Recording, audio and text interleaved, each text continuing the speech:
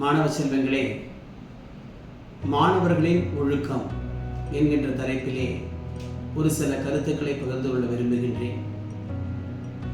வாழ்க்கை என்பது அற்புதமான ஒரு படைப்பு. இறைவன் மனித இனத்தை படைத்து தனக்குத்தானே சந்தோஷப்படுகின்றான். அந்த அற்புதமான படைப்பு ஆறறிவு படைத்தது. அது தனது வாழ்க்கையை ஒளிமிக்கதாக ஆக்கிக் கொள்ள வேண்டும். அதுதான் மனித இயல்பு. அந்த மனித இயல்பை தன்பால் வைத்திருக்கின்ற மனிதன் நல்லவனாகவும் ஒழுக்கமுடையவனாகவும் நல்ல நடத்தை உடையவனாகவும் இருத்தல் அவசியமான ஒன்று. அதான் மொராலிட்டி என்று நாம் கூறுகின்றோம், கேரக்டர், காண்டக்ட் என்று சொல்லுகின்றோம். 3 வார்த்தையும் பிரித்து பார்ப்போம். கேரக்டர் அண்ட் காண்டக்ட், நல்ல நடத்தை. ஒரு மனிதனுக்கு அவன் எவ்வாறு வாழ்கிறான் என்பதுதான் சிறப்பு. அவனுடைய ஒவ்வொரு நாளும் ஒவ்வொரு படியாக உயர்வதற்கு அந்த நல்ல நடத்தை உறுதுணையாக இருக்கிறது. கேரக்டர் அண்ட் காண்டக்ட் என்று ஆங்கிலத்திலே சொல்லுகின்ற அந்த வார்த்தைகள் ஒரு மனிதனுக்கு பள்ளியிலே சான்றிதழாகவே கொடுக்கப்படுகின்றது.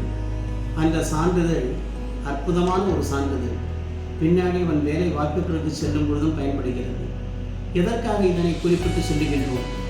மொராலிட்டி என்கின்ற அந்த ஒழுக்க சீலம் இதனைக்காக மாணவனிடம் எதிர்பார்க்கின்றோம். அப்பொழுதுதான் அவன் குடும்ப நலம் பேணப்படும்.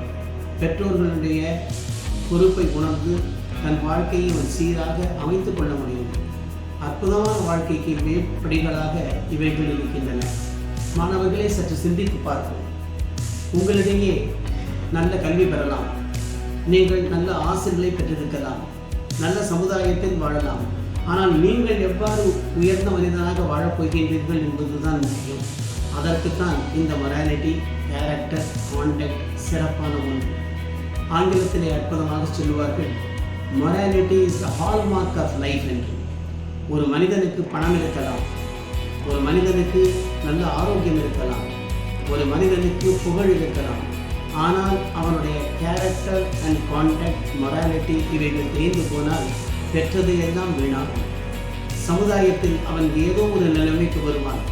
ஒரு நல்ல பொறியாளராக, டெக்னோக்ராட்டாக, ஒரு இன்ஜினியராக, ஒரு டாக்டராக, ஒரு ஆசிரியராக, ஒரு தொழில்நுட்ப வல்லுநராக, அல்லது ஒரு பெரிய அக்ரிகல்ச்சரிஸ்டாக, அல்லது ஒரு பெரிய லாயராக ஏதோ ஒரு துறையை தேர்ந்தெடுப்பான்.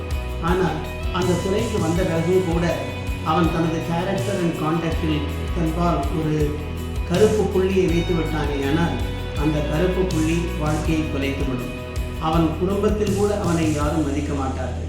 எனவே நல்ல நடத்தையை பேண நல்ல சமுதாயம் தேவை, நல்ல ஆசிரியர்கள் தேவை, நல்ல குருக்கள் தேவை, நல்ல புத்தகங்கள் தேவை, நல்ல நண்பர்கள் தேவை, நல்ல பல்கலைக்கழகங்கள் தேவை, நல்ல பள்ளிகள் தேவை.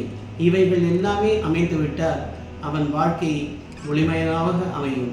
அப்பொழுதுதான் அந்த கேரக்டர் அண்ட் காண்டக்ட் உருக்குலையாமல் இருக்கும். அதைத்தான் ஆங்கிலத்தில் அழகாக சொல்லுவார்கள், if health is last, something is last. If wealth is last, nothing is last. But if character is last, everything is last என்று.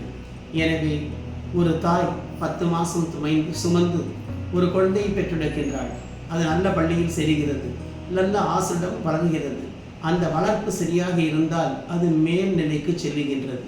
அந்த மேல்நிலைக்கு செல்லும் பொழுது அது புற உலகத்தை பார்க்கின்றது. அந்த சமுதாயத்தில் இருக்கின்ற நல்லனவையெல்லாம் எடுத்துக்கொள்ளக்கூடிய நல்ல மனதை கொடுப்பவர் பெற்றோர். அந்த நல்ல மன வாழ்க்கையை ஏற்படுத்தி கொடுப்பவர் ஆசிரியர். அந்த மன வாழ்க்கையை ஏற்படுத்தி கொடுத்த பிறகு அந்த நடைபாதையை தெரிந்தெடுத்துக் கொள்வது சமுதாயம். இவைகள் இணைத்தால்தான் அந்த வாழ்க்கை அற்புதமாக அமைகின்றது.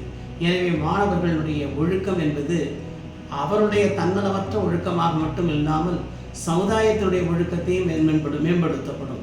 இன்று சமுதாயம் சீர்குலைந்து விட்டது என்று நாம் வருத்தப்படுவதற்கு அர்த்தமில்லை. ஏனெனில் ஒவ்வொரு தனி மாணவரும், ஒவ்வொரு தனி நபரும் தன்னுடைய character and contact and morality இவை வைத்து காப்பாற்றினால்தான் அந்த சமுதாயம் உருக்குலையாமல் இருக்கும்.